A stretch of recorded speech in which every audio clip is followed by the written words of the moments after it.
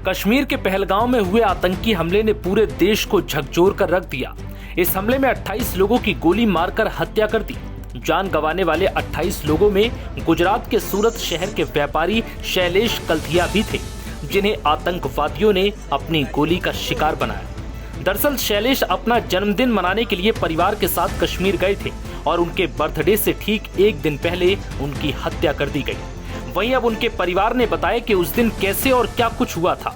शैलेश कल्थिया के बेटे नक्श ने घटना का आंखों देखी मंजर बयां किया। नक्श ने बताया कि हम पहलगांव में घूम रहे थे, तभी अचानक कुछ लोग आए और फायरिंग शुरू कर दी।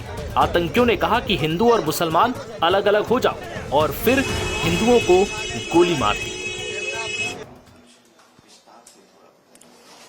हम कश्मीर में पहलगाम में गए थे।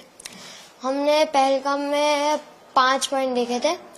उसमें जो मिनी स्विट्जरलैंड है सबसे टॉप वाला था, उधर हम गए थे।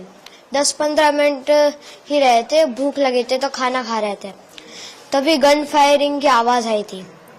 हमें लगा कुछ हुआ था। हमने पूछा भी वो रेस्टोरेंट वाले से कि क्या हुआ, उन्हें भी कुछ नहीं पता था।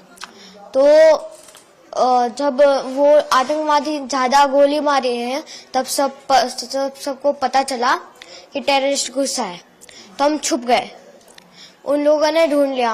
हमको तो वो 2 दिखे थे और एक ने आके बोला मुसलमान अलग हो जाओ और हिंदू अलग हो जाओ, जेंट्स खाली। और बाद में हिंदू के सारे जेंट्स को गोली से मार दिया।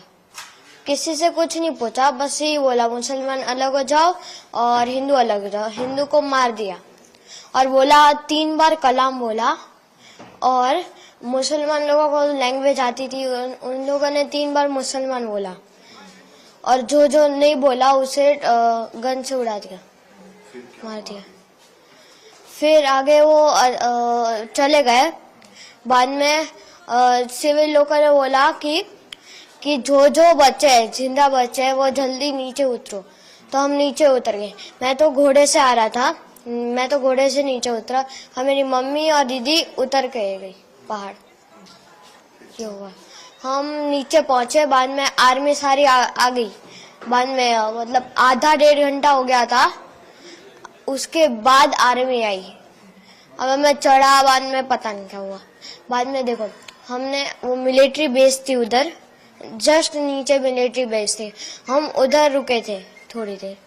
बाद में शाम को हम होटल में चले गए थे।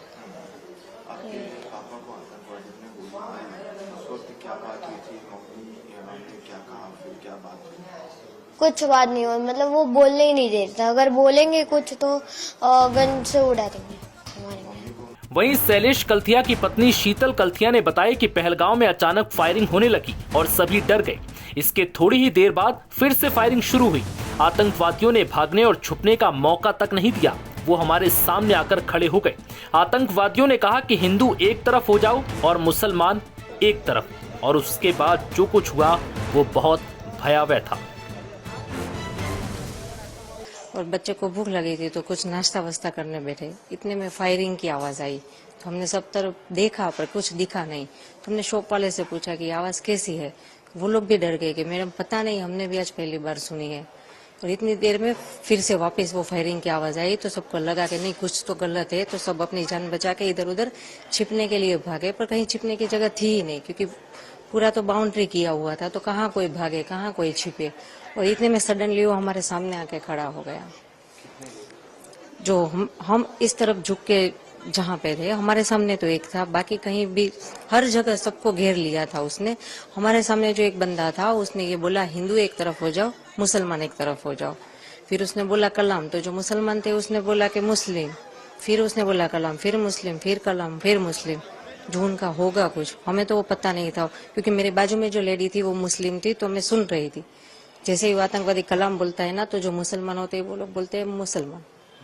तो वो उसने पूछा, हिंदू को एक तरफ किया और जो भी हिंदू भाई थे सबको शूट कर दिया। जैसे ही आया सामने, बस हिंदू मुसलमान को अलग किया और शूट कर दिया और खड़ा रहा वहां पे जब तक ये लोग तड़प तड़प के मरे। बुधवार को शैलेश का पार्थिव शव सूरत पहुंचने के बाद गुरुवार को नम आंखों के साथ अंतिम विदाई दी गई।